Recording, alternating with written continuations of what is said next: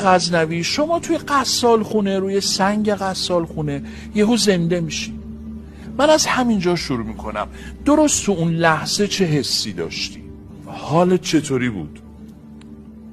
حالم والا چجوری بگم، چجوری بگم، یه جوری بود من ریدم به خودم.